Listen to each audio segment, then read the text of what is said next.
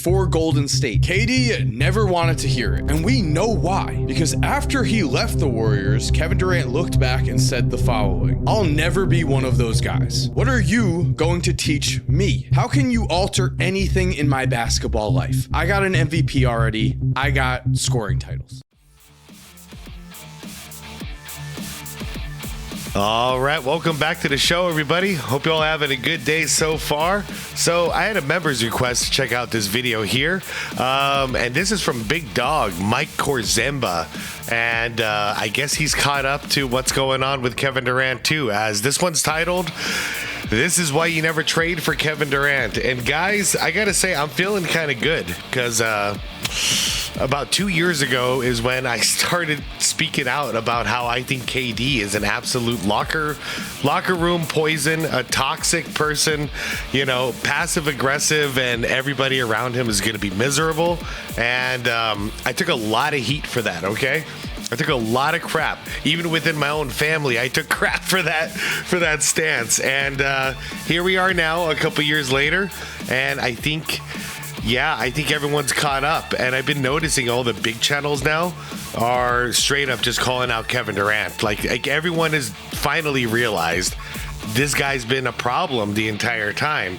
No more blaming Devin Booker or Draymond Green or Russ or Frank Vogel or Kyrie or Harden. No, this has been a problem with KD. And like I said, it feels I don't even know what the word is, you know? It feels validating, I think, is the right word, because I felt alone on an island when I first started talking about this, but I couldn't help but see it. Guys, if you've had Kevin Durant on your home team that you watch on a regular basis, then I think you would know. But if you just see Kevin Durant play once in a blue moon on TV, you know, like 5 or 6 times a season, you won't be able to pick up on these little things. So I noticed a lot of Houston fans now, yeah, they see what I saw and they're pissed off and they want him gone. So anyways, excuse my voice, you guys. I'm still a little bit under the weather. I feel fine, but I still got these symptoms, so don't worry about it. But either way, hope it's not too annoying. Let's get right into this. This is a long intro. My bad.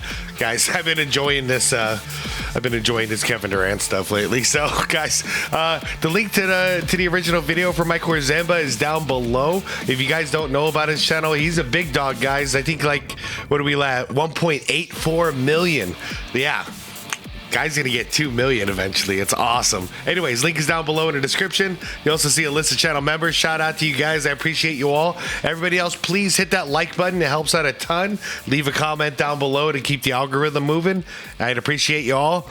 And without further ado, let's see what Mike has to say about this. Shout out for Shay for suggesting this one. The Houston Rockets are facing a much larger disaster than just losing in the first round of the playoffs. Yep. With Kevin Durant as their leader, the team's body language was awful for months. We saw Sengun make a game-saving block in the regular season, get up, and none of his teammates reacted. This came after Kevin Durant's burner account. Wait, I never saw that footage. Wait, so... Okay. Months. We saw Sengun make a game-saving block in the regular season. Big block. And none of his teammates. Yeah. This is the kind of stuff I'm talking about. This is misery. If you guys ever been in a situation like this where you're stuck in a close proximity and there's obvious things that need to be said, but no one's saying it, it's reacted. This is what it looks like. Came after Kevin Durant's burner account allegations, Dickerson, which have now been all but confirmed, as an inside source said. They were a significant distraction to the team. But somehow, worse than all of this is that the Rockets are following the same exact pattern that destroyed the Nets and Suns. All three teams were... Legends Productions. There you go. Check that out. One point hyped as real championship contenders with Kevin Durant on their roster. Brooklyn is now one of the worst teams in basketball. Phoenix doesn't own their own first-round pick until 2032. Houston is on a very dangerous path. And if they want to survive... You want to hear that again? Hold on. Just hear the Phoenix Suns part again. Oh, no. Brooklyn is now... Wait. By the way, we also owe...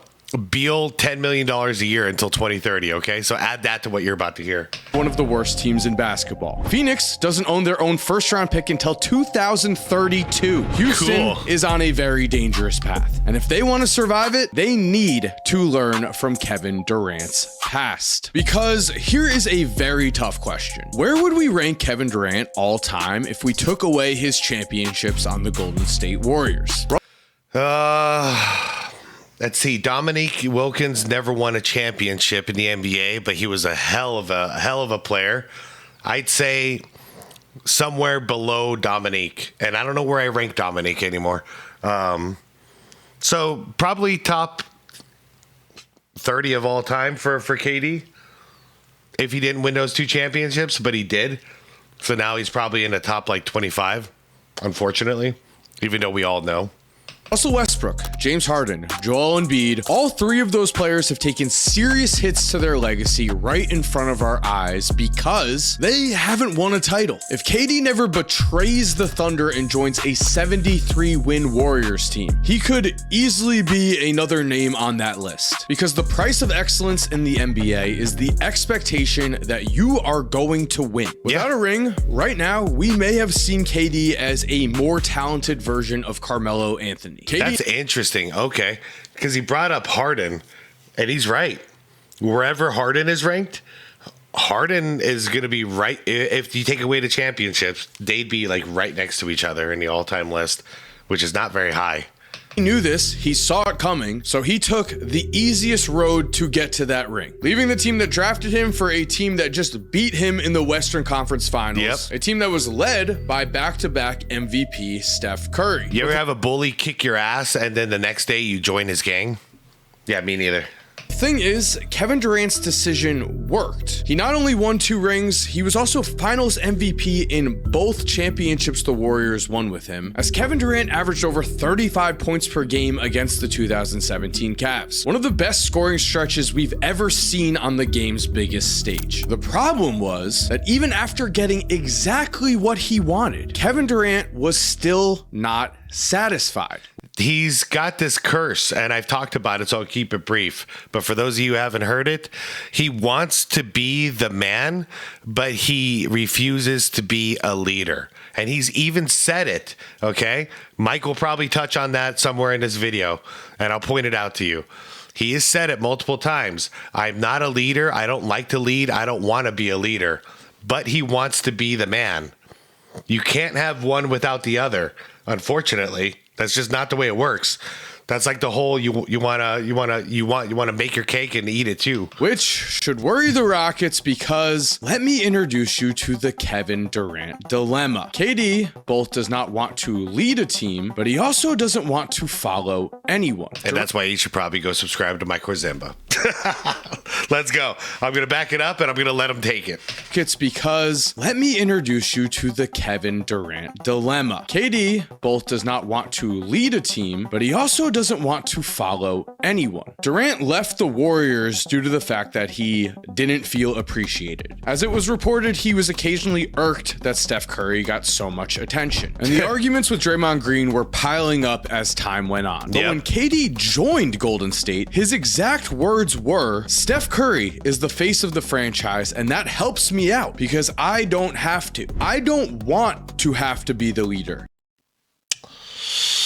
Your boy Mike Crime don't lie to you. Good job, Mike, by the way. Man, I don't have to be the leader. I'm not the leader.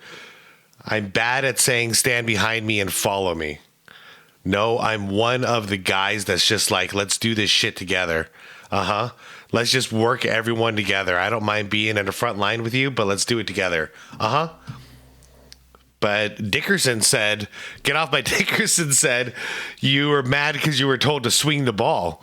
And it's funny because you joined the Warriors because you wanted a free-flowing offense, like an unselfish offense that wasn't so much one-on-one ISO play. But then you're mad because the offense dictates you're supposed to swing the ball to possibly the greatest three-point shooter of all time. Let's do it together, huh? I'm not a leader. Only one of the nails in the coffin for KD leaving the Warriors was this seemingly harmless joke by Bob Myers. And then I heard you tell Kevin Durant he can have whatever contract he wants next year. Yeah, that was just for the media. He can't have anything like that at all. Because I think last year you told Steph he could have any contract he wants too, so. Well, yeah, that was different. He's earned it. Oops. And there ended the Warriors' cohesion. You can see Durant's reaction in real time in that clip. He's like, oh, it's like that? Kevin Durant did not want to fit into the Golden State Warriors. He still wanted to be the face of the franchise. Yeah. And while Draymond yelling at KD might be looked at as extreme, we also have to consider that Draymond was trying to tell KD that Dre, at times, knew the best way to win basketball games for. I love how this is becoming a thing. Legends Productions, you've done it. That's fine, but lock in. Hold on. Green, you as extreme. We also have to consider that Draymond was trying to tell KD He's a B. All right, that's fine, but lock in. Yeah, it's true. That's good advice by DeMarcus. Lock in, buddy. We all know. Dre, at times. No, he's a B. Knew the best way to win a basketball game. Damn. For Golden State. KD never wanted to hear it, and we know why. Because after he left the Warriors, Kevin Durant looked back and said the following: I'll never be one of those guys. What are you going to teach me? How can you alter anything in my basketball life? I got an MVP already. I got scoring titles. And that's a problem. That's a problem. You feel like it, especially at that age, you got nothing left to learn about the game of basketball. Man, you really should have watched Michael Jordan's career. You really should have watched it because he never stopped learning new tricks. That's what a great hooper does. But that's, I guess, why we see Kevin Durant look like just an older version of himself. Like he hasn't adapted his game whatsoever.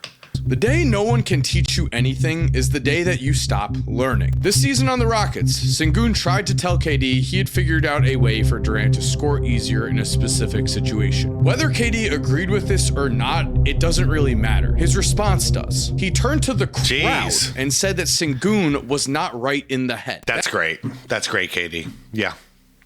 Good job. Great leader. Great leader. I want to rally behind that guy. That is his teammate. Let's do this together, he says. I'll be on the front line with you, but let's do this together. But nobody can give you orders. And not even that. Nobody can give you suggestions. You're untouchable, but you want to be one of the guys. You see where this paradox is happening here? You know, it's weird. And I think it's all just ego. Because in his head, I think he thinks he is one of the guys. But his ego won't allow it. So he constantly needs that special treatment, special attention. Yet he doesn't want to be a leader. It's a shit show. Just trying to win. KD doesn't. Houston, I hope you get him off your team. I hope you get him off your team. And I feel bad for the next team. Actually, I don't feel bad. Whoever takes him next, y'all are idiots. Like, you see what's happening here. If you're going to take him on your team and pay him high dollar, you get what you get.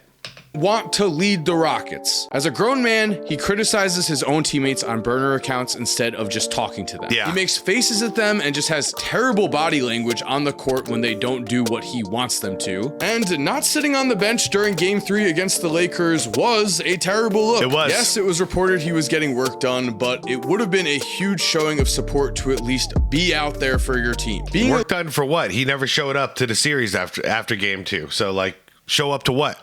Or like work on what? What's he working on? And it's also very interesting. The injury that kept him out of Game 1, we never saw it. The injury that kept him out of the rest of the series after Game 2, so three and on, we never saw it. The odds of 2 injuries in 1 week happening in practice where there's no cameras after everything that's gone down. I saw some interesting comments, and it's not just one of them. Multiple of you have said the same thing. And I don't know, man. You all might be onto something. If he would have beat the Lakers in the first round, who's waiting for him in the second round? His old team, OKC, the defending champions, the champions who did it without him. Do you think he wanted to lose to OKC in the second round, or he preferred to be a no-show against the Lakers in the first round? I'm not saying that's true. But those comments, They got a point.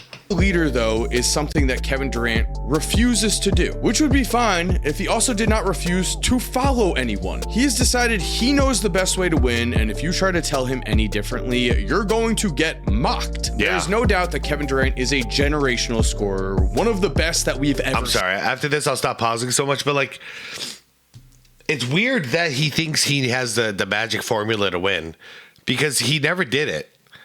The only time he won was by joining a championship team that already knew how to win. They had a winning formula, and then he was a hired mercenary to be on that team. So how does he think for 1 second he's that? He's the reason for that. Yeah, he played a role, but he didn't create that atmosphere. He didn't create that system. He just played a part in it. You know what I mean? So I don't understand what the hell he's thinking. He's not the magic key. There is no doubt that Kevin Durant is a generational scorer, one of the best that we've ever seen. But basketball is a team sport. You need to work with your teammates, and if you don't want to lead, that means that sometimes you are going to need to follow. But KD doesn't want to do either. In Brooklyn, we may have seen the answer to the... You guys remember that video I reacted to a while back with that content creator, MHtrStevie, who was working on basketball, and then at the end he gets to play a 2-on-2 with Kevin Durant on his team, and then KD takes his shoes off and quits halfway through the game? That's aging like fine wine now, isn't it? That question. Except KD doesn't want to do either. In Brooklyn, we may have seen the answer to that question. Except it's also been reported that before the 2019 season even began, KD and Kyrie Irving were plotting to join up with each other. That means Durant spent an entire season on Golden State planning to leave the team and join up with Kyrie in the back of his head. Sounds Not about the right. best look, but if we are looking for a situation where Kevin Durant can win a championship, we would look at year one in Brooklyn, where KD has said, that first year, man, most fun ball I had. Some of the most fun ball I had playing in my life. He also, of course, went on to blame everyone else for the fallout, saying, but it's just so much around the guys who were committed to this situation. I felt like we were committed, but everybody else wasn't. It just was weird. Now, Kevin Durant said this to Steve Nash and LeBron James on their podcast. I watched this. And Kyrie Irving has said that KD was the one who chose Steve Nash as the Nets head coach. I also watched Kyrie on Twitch too. Let's keep that in the back of our minds and remember it, but let's also consider the 2021 Nets may be the blueprint we need to look at for how a Kevin Durant situation can go right. That season, James Harden was traded to the team. Just because I don't think he's going to mention it. So he mentioned that he is the one who wanted Steve Nash as the coach, right? Well, fast forward about a year, he was the one demanding that he gets fired. I think it went even further than that. I think he demanded like the general manager to get fired too, if I'm not mistaken. But definitely he demanded that Steve Nash gets fired. Brooklyn went all in on a title. And even with Harden and Kyrie injured for the playoffs, they almost made it happen in what was considered a very controversial play. In Game 4, Kyrie went down with a season-ending injury. And while James Harden played Games 5 through 7, he was hobbling around with an injury. Even so, Kevin Durant... Harden? Oh yeah, he had a hamstring. Actually, that was one of the one times in Harden's career that I was like, hey, good job, buddy. Because it's the playoffs. He had a hamstring injury, and you could clearly see he was in pain, but he toughed it out and he tried. The team on his back won Game 5, had 32 points and 11 rebounds in a Game 6 loss, but then in Game 7 did the following. Gets it into Durant. Here is Durant. I remember watching this live. He turns, he shoots. Yes! With 1 second remaining. It took forever to get the ruling on this. I remember I was at the restaurant working, and we were all just like waiting. Like, what just happened? Are they going to count it or not? With the game on the line, Kevin Durant came through and almost won the series. However, his toe was on the line. Yep. Now, just to be historically accurate, KD also airballed the game winner in overtime. Actually, the game tying shot, as again, his toe was on the line. But without Kyrie and Harden again playing injured, Kevin Durant ended Game 7 with 48 points. Nets. It's really hard to blame him for this loss. And Kyrie would later say this series was so disappointing because the Nets would have won the championship if he didn't get injured. And I'm buying it. The Bucks ended up beating the Hawks and the Suns after taking down Brooklyn. I think the Nets win both of those series with Kyrie Irving healthy as well, which means Durant was that. What do you guys think? Because I'm obviously biased in this one. The Booker, Chris Paul, Suns versus this version of the Nets. Who would have won the championship? You know, I'm saying the Suns. So I mean, I want to hear what you guys have to say. Who would have won this championship? Put a timestamp if you could too, so that way I know what you guys are referring to. I'm curious. I really am curious what you guys think about that one. At close to winning a championship as the guy on the team. But in basketball, sometimes bad luck does come into play. Yeah. Here's the thing though about bad luck. Good leaders can get their teams through that storm. Yeah, bad leaders rallying the troops. Let that bad luck consume them. 2021 was definitely unfortunate. But to start the 2022 season, the Nets were preseason title favorites. Soon though, the team was just lost. We had nothing but drama. Harden demanded a trade. Brooklyn got back Ben Simmons. Then after the Nets were swept by Boston in the first round of the playoffs, in a series where Jason Tatum averaged 29.5 points and 7.3 assists, while KD averaged around 26 points on 38.6% shooting, aka a young Tatum took it to him. KD didn't shoulder the responsibility for anything here. In fact, that summer he told Nets owner Joe Tsai that he either needed to fire the GM and Steve Nash, the coach Kevin Durant himself had chosen, or KD would demand a trade. Well, that confirms it. Yeah, that's what I thought. To trade him or fire Steve Nash. Yeah. Trade me or fire the coach that I demanded that you hire. Man, don't you guys want to, if you were a team owner, wouldn't you want to hire him? Wouldn't you want to give KD a contract on your team? Sounds like a fun old time. Let this player tell you everything you need to do, or else he's going to leave. This is yet another pattern we've watched. Things do not go the way Kevin Durant wants them to, and he doesn't work on anything with the team. He just demands out. Did Kyrie Irving have a lot of off-court drama going on? Yes. Did KD choose to play with Kyrie, and did Kyrie also establish himself as the second best player next to Luka in the Mavs 2024 run to the finals? Yes. KD could have tried to make this work. Instead, he did end up demanding a trade, and after betting on him, the Nets are now one of the worst teams in basketball. Well, fortunately, they didn't sell their entire future to get KD like the Suns did. As we said before, the Suns don't own their own first round pick until 2032. Yeah, thanks.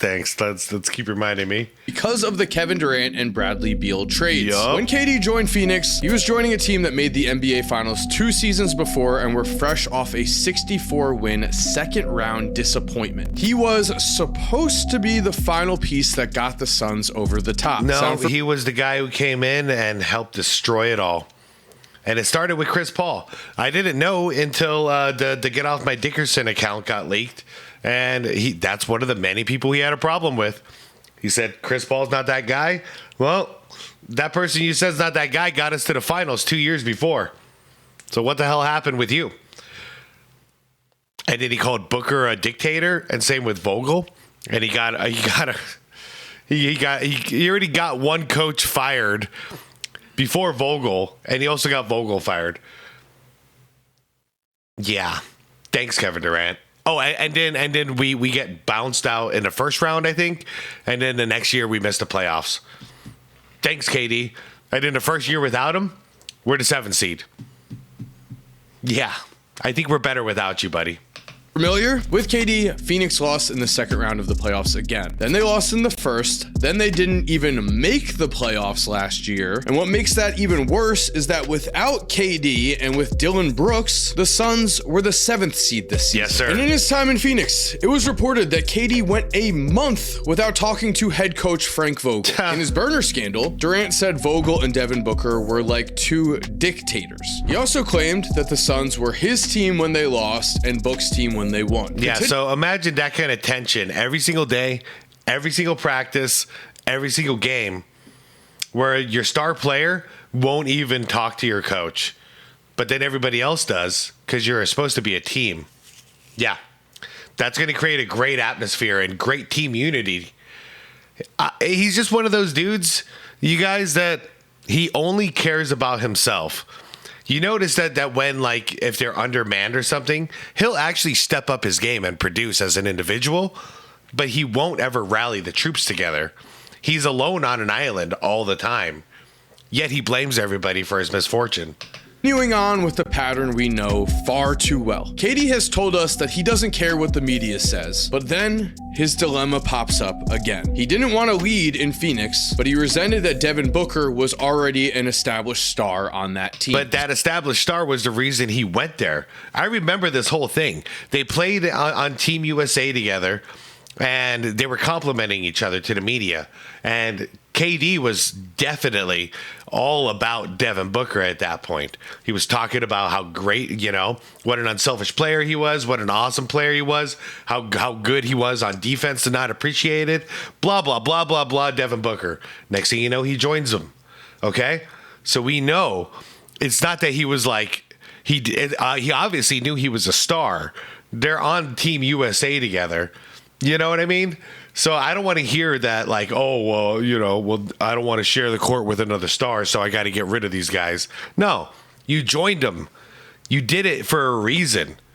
So, what does Kevin Durant actually want? Let's remember that in Phoenix last season, with the team imploding around him, KD had a chance to return back to Golden State. He blocked that trade. He waited until the offseason for a move to be made, and he wanted to be in Houston. He could have gone to a Golden State team that was already loaded with veterans. Instead, he went to one of the youngest rosters in the league where he was expected to be a leader. And KD embraced this. After getting traded to the Rockets, he was seen noticeably celebrating with his agent. He had played against this team several times. He knew who the core pieces were, and from everyone's perspective, it felt like this trade just made sense. Which brings us to the present day Rockets, where in those same burner leaks, KD directly attacks Sengun as the franchise star, saying Sengun can't shoot or play defense. The Rockets began this season as a team that was really in the championship hunt, but the longer the year went on, the worse the body language got, the worse the chemistry got, and now they were bounced in the first round of the. And I gotta be real,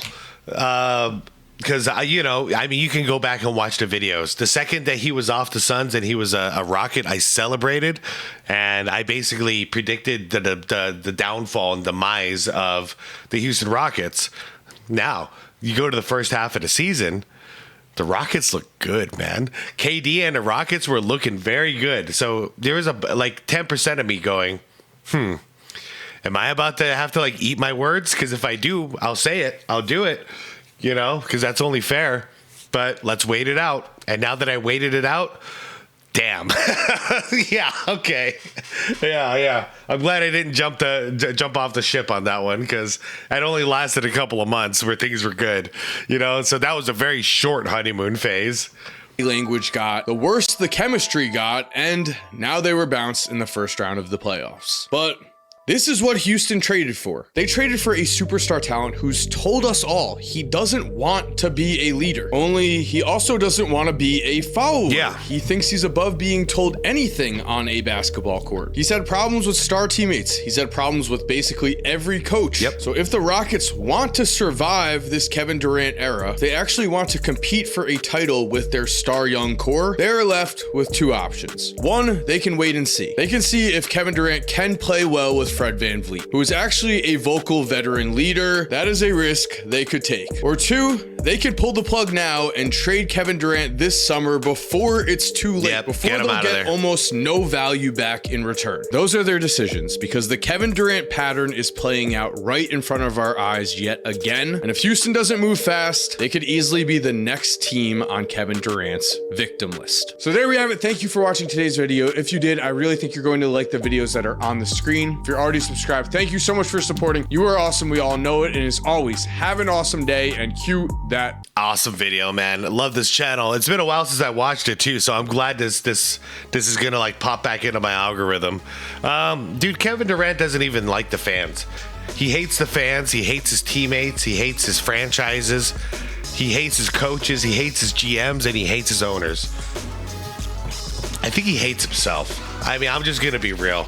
I think the guy hates himself. There's no, Yeah. That's one very, very unhappy dude. That's all I gotta say. That's an extremely unhappy guy, which is crazy. He's getting to play the game he loves for a living, and he's like probably at this point nearly a billionaire. You know? How do you not love life at that point? I don't understand, but he's never happy. Anyways, what would I do if I was the Houston Rockets? This is gonna sound extreme, but I don't care. It's the damn truth. I would trade him if anybody's willing to take him. I would trade him even for like a first round pick. I don't care. What I really want to do is just free that money that we have to pay him if we don't trade him. Free that money up, get somebody else in here. You know what I mean? Because the thing is they are one or two pieces away from being an actual true contender. I believe that last year. I believe that this year, as long as you get rid of the poison in the locker room. So you get rid of him, get a draft pick out of it, whatever. Or I mean, you might even get lucky and someone might be dumb enough to give you a core piece, and that's great. But I'm just saying that's how low I would go. One first round draft pick, I'd still get rid of him. And if the season is about to start and I got no takers, I'm not starting the season with Kevin Durant. So I'd cut him, I'd waive him, and pay the money I owe. Fuck it. You know, it's proving to work. You know, like what the Suns did with Beal. We could have got stuck with him. You know, had to figure out what the hell to do with him for another couple of years. How to integrate him into the team while he's like creating all this drama with the media and all this crap. We can have that distraction. Or we could just cut the cord, and I'm really, really glad the Suns decided to cut the cord with Beal and get rid of KD. The distractions are out. Yes, we're losing some money every year. However, we have a new identity, and the rebuild has already begun. And then a couple of years into that rebuild, you know, say 2030, you know, so a couple of years from now, we're going to be in a good position where we can actually have that more money free and build upon our core pieces.